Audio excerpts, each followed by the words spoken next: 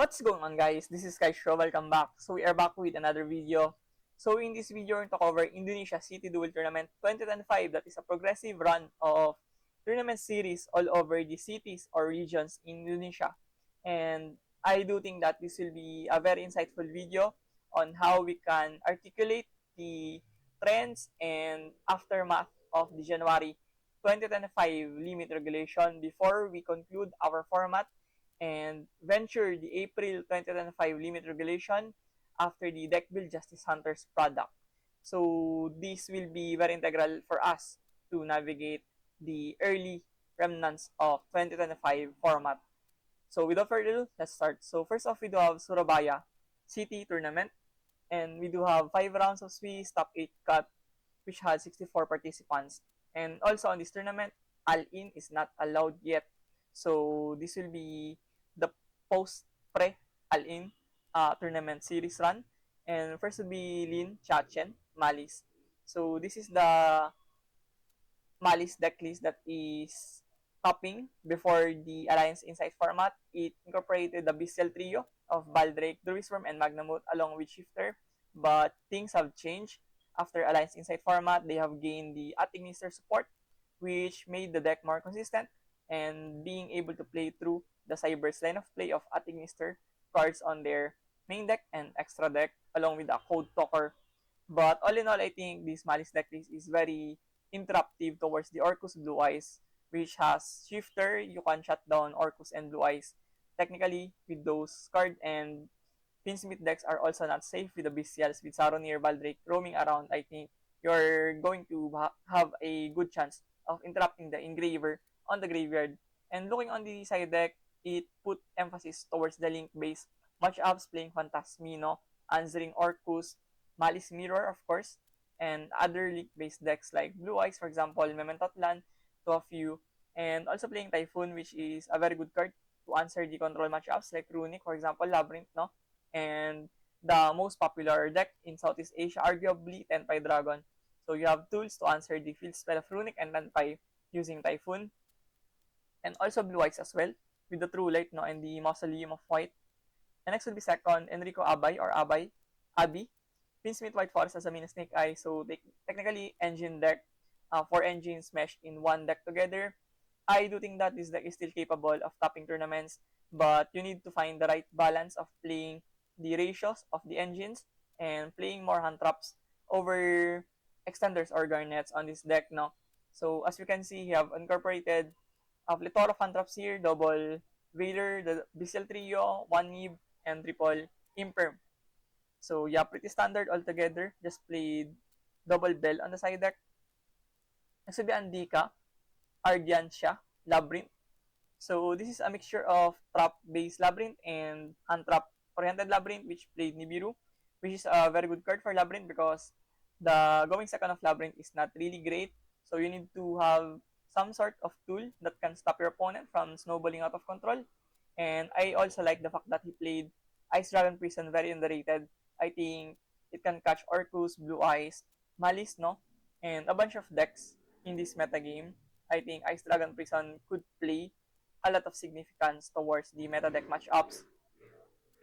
And also playing Double Case Hunter, I mean, it's just FTK against Malice and Orcus. Once you set up the Hunter, I think they don't have outs towards this card.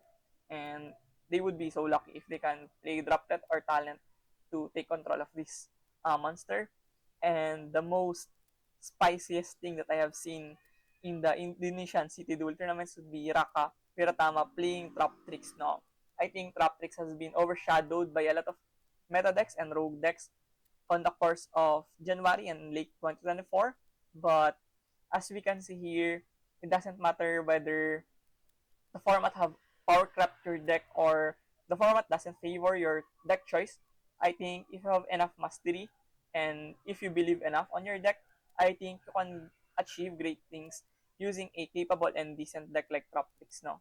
So very logical build of Trap Tricks, playing Follows, Nib, Droll, no? Just to have varieties of hand traps and of course the high impact trap hole cards like Grave Diggers and the Floodgate Trap Hole. And looking on the side deck, it focused more on going first with Tyrion package, enabling you to have Omni Negate and parallel exceed to extend into your rank 4 place immediately. So this concludes our Surabaya tournament. Moving on, we do have another two tournaments of City Duel. Oops, there's an ad from Google. Another one would be the Yogyakarta tournament, which had 62 participants as well and held last February 15. This time, ALIN is legal. So we can already see the implication of Malice here from the support of at Ignister Cards. Champion would be William Teng, Kingsmith Orcus, played so much towards the odds of facing through many Malice matchups and arguably facing Lance as well on every round that he can play. But very spiteful to see Orcus taking away those victories from Malix on being the champion of this tournament. And looking at this list is pretty much standard. Played role, over droplet, or talent on the main deck, and more talents on the main deck because it is playing one. And also Fualos over Purulia or stuff like Veiler, no? I think Fualos is really good for Orcus because you can just always discard cards for you. And if you have drawn it going first, I think you have tools to utilize this card, being a discard fodder. But when going second, it is really favorable because you can draw so much hand cards or advantages using the Fualos.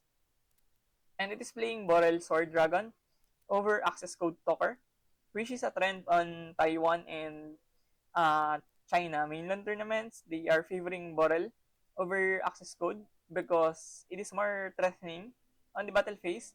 Even though it doesn't offer spot removals like Access Code, it is really devastating on battle phase and very, very inclusive to see Power Sing Stone here. Power Sing Stone, a very underrated floodgate. I mean, it's your pseudo skill drain. It just gets the job done when going first and you consume your Dingirisu or your IP Mascarena, no? Your opponent doesn't have any effects left on the field using the Power Sing Stone. They will be prohibited from doing so. So I think this floodgate is also impactful towards his deck building thought process. Next would be Indra with Malice, playing the standard Malice, the more recent version of Malice, playing the Impulse and the Atignister cards, and still play the Abyssals. No, I think it is very useful towards his environment where Orcus is really popular. And on the side, pretty standard playing Falas Purulia altogether. I think it's just so generic that you can get to draw so many of your hand traps when going second.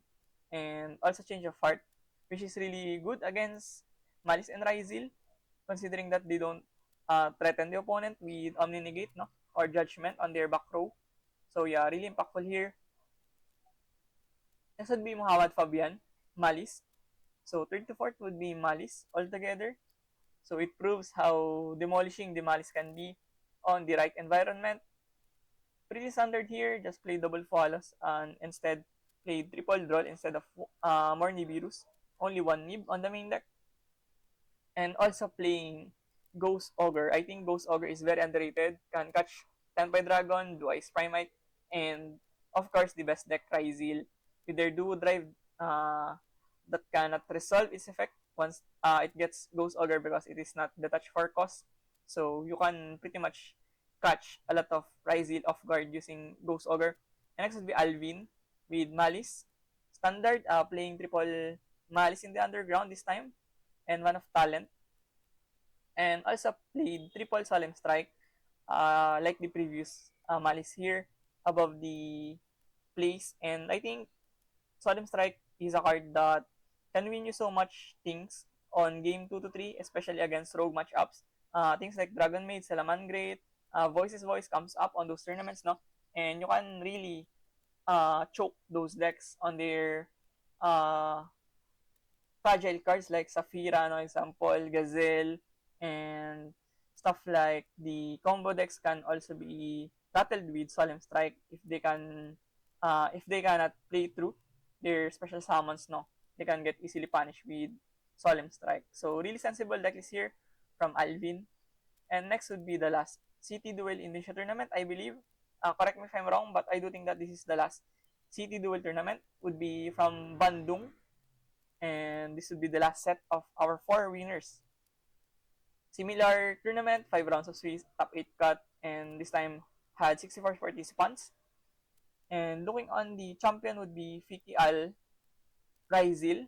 So I think this is the more played version of Rizil, shying away from the hard-going first cards like Talent Judgment Strike on the main deck in replacement of Flawless and Purulia, which can do so much damage going second, and you can always treat those cards as discard fathers when going first, so you don't really neg too much on drawing those cards. Instead, you get so much value when going second, and you have a lot of tools here to improve the consistency of Rizil with 7 Tachyon Ascension, Double Small World, and Bonfire.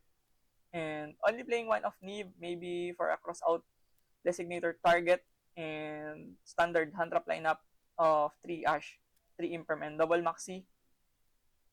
And on the side, I think it is playing the recent innovation for Rizil, playing Dragon's Mind. I think Dragon's Mind is one of the better going first cards using Rizil, because when you play anti-spell, you lock your deck for spells, and your Ascension, Tachyon, Small World, and Bonfire could get rattled, and also your Metal Tronus Trust would be useless when you play anti-spell fragrance, and also when you play stuff like Strike, you get blown out with back row removals, and some of your opponents can play through the Solemn Strike and Detonator quite easily if they have drawn non-engines and removals on their first 5 hand.